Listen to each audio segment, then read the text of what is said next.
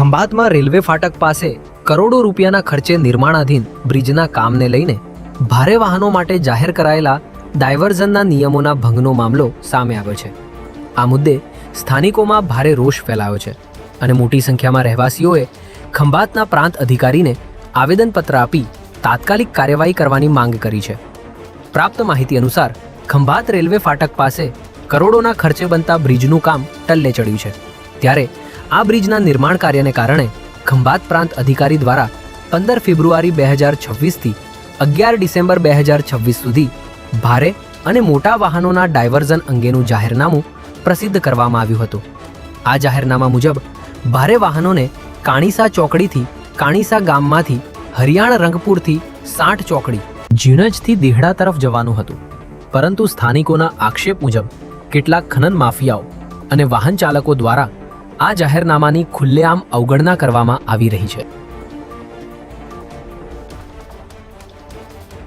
ખનન માફિયાઓ દ્વારા જાહેરનામાનો ઉલાડિયો બોલાવી ગેરકાયદેસર માટી ભરેલા 60 ટનથી પણ વધુ વજનવાળા ઓવરલોડેડ ડમ્પરો સહિતના ભારે વાહનો Jalaram society, Mohammad society, Gurukrupa society સહિત 8થી વધુ રહેણાંક વિસ્તારોને જોડતા માર્ગો પરથી પસાર થઈ રહ્યા છે, જેને કારણે આ સોસાયટીઓની પાણીની લાઈનો તેમજ ગટર લાઈનોને ભારે નુકસાન થઈ રહ્યું હોવાથી સ્થાનિકોમાં ભારે રોષ જોવા મળ્યો હતો, જેને લઈને આજ રોજ મોટી સંખ્યામાં સ્થાનિકો દ્વારા જાહેરનામું બહાર પાડનાર ખંભાત પ્રાંત અધિકારીને આવેદનપત્ર પાઠવવામાં આવ્યું હતું।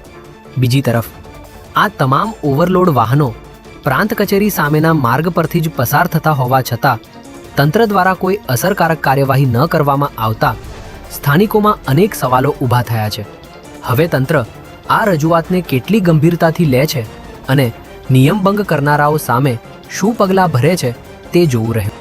આ આવેદનપત્ર સંદર્ભમાં મારે માત્ર એક જ વાત કરવી છે, અમારી એક જ ડિમાન્ડ છે કે જે આવેદનપત્ર જે આપ્યું છે એ અમારું એમ કહેવું છે કે જે જાહેરનામું છે સરકારશ્રીનું સબ ડિવિઝનલ મેજિસ્ટ્રેટે જે જાહેરનામું બહાર પાડ્યું છે એનો અમલ એમને કરાવવાનો છે અને એમાં કશું એ કરાવશે કોઈ બહુ મોટી વાત નથી। જાહેરનામું એમણે બહાર પાડ્યું છે, એનો સત્તાવાર અમલ એમને કરાવવાનો છે। એમને જાહેરનામામાં સ્પષ્ટ લખ્યું છે કે ભારે વાહનોના બધા રૂટ નક્કી કર્યા છે, નાના વાહનોના રૂટ નક્કી કર્યા છે, એનો અમલ કરાવે ને જે એનો ભંગ કરે એની વિરુદ્ધમાં કાયદેસર કાર્યવાહી કરવાની। આ દિન સુધી અહીં એક બી એવી કોઈ કાર્યવાહી કરવામાં નથી આવી। સબ ડિવિઝનલ પ્રાંત અધિકારી કચેરીની સામેથી જ 60 ટનની મોટા ડમ્પરો જાય છે। આટલો વેટ હોય તો કોઈ બી ગટરના ઢાંકણા કે ગટરની પાઇપો એ લોડ સહેન ના કરી શકે, જેના કારણે રોડ બેસી જાય છે, ગટરો ચોકઅપ થઈ જાય છે અને આખો જે રોડ છે હમણાં ટૂંકા ગાળામાં જ 22 લાખ રૂપિયાનો જે રોડ બન્યો છે નગરપાલિકા દ્વારા, એ રોડ ફરી પાછું ગટરના રૂપમાં ફેરવાઈ ગયો છે। ખુલ્લેઆમ પાણી જાય છે અને એ ખાડામાં દરરોજના લોકો પડે છે, આવતા જતા વિદ્યાર્થીઓ, વૃદ્ધ વ્યક્તિઓ, સ્ત્રીઓ, બધા બાળકો, બધાને હાલાકી ભોગવવી પડે છે। તો અમારી આવેદનપત્ર રૂપી અમે જે વેદના વ્યક્ત કરી છે કે ભાઈ અમને આમાંથી આ જાહેરનામાનો અમલ કરી અમને આમાં ન્યાય આપે।